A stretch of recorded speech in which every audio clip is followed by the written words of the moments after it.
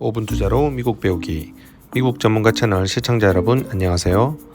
앞서 예고해드린 대로 미국 사업체의 모든 것 제7편 회사가 설립된 주 말고 다른 주에서 사업을 해도 되는지에 대한 이야기를 할 시간입니다. 미국의 사업체 설립은 주정부 규정으로 하는 것이라고 여러 번 설명드렸습니다. 그렇다 보니 한 개 주에 법인을 설립을 하고 다른 주에도 그 회사 그대로 사업을 해도 되는지 궁금해 하시는 분들이 많습니다. 지금 바로 시작하겠습니다.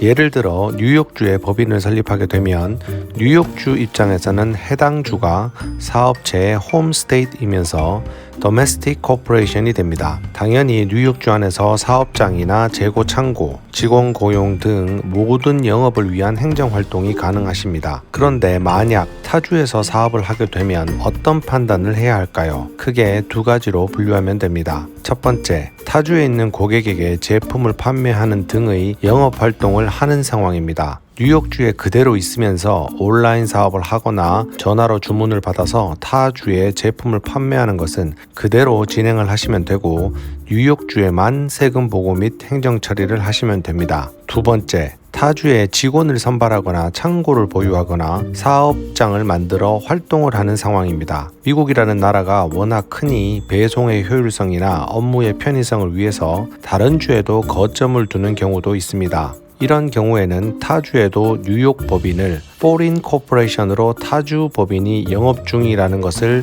해당 주에 등록을 하고 해당 주 규정을 준수하여 주정부 보고할 것들을 하면서 동시에 타주에도 법인 소득세 신고를 해야 합니다. 다만 판매 제품과 주정부의 상황에 따라서 첫 번째 상황에서도 해당 주에 대한 원천 소득에 대해서는 그 주에도 보고를 해야 할 수도 있기 때문에 검토를 해볼 필요는 있겠습니다. 주정부의 소득에 대해서는 해당 주에서 벌어들이는 원천 소득에 대한 신고를 하는 것이 일반적인 소득세 신고 규정이 되기 때문에 설사 그 주에 아무런 사업체나 직원, 창고 등이 없다고 하더라도 해당 주에 판매세가 해당이 되어서 고객에게 수령 및 납부하는 경우에는 그 주에도 소득세 신고를 해야 하는 경우도 있기 때문입니다. 즉 법인이 설립된 주가 아닌 다른 주에도 얼마든지 사업을 할 수가 있고 필요에 따라서 포린 코퍼레이션에 대한 등록 및 신고 절차가 있을 수 있겠습니다. 추가적으로 유의할 것은 사업체가 타 주에서 영업 활동을 하여 그 주에서 벌어들인 소득을 해당 주의 재고 창고나 직원 고용 또는 사무실 영업 매출이 증가하는 시점에는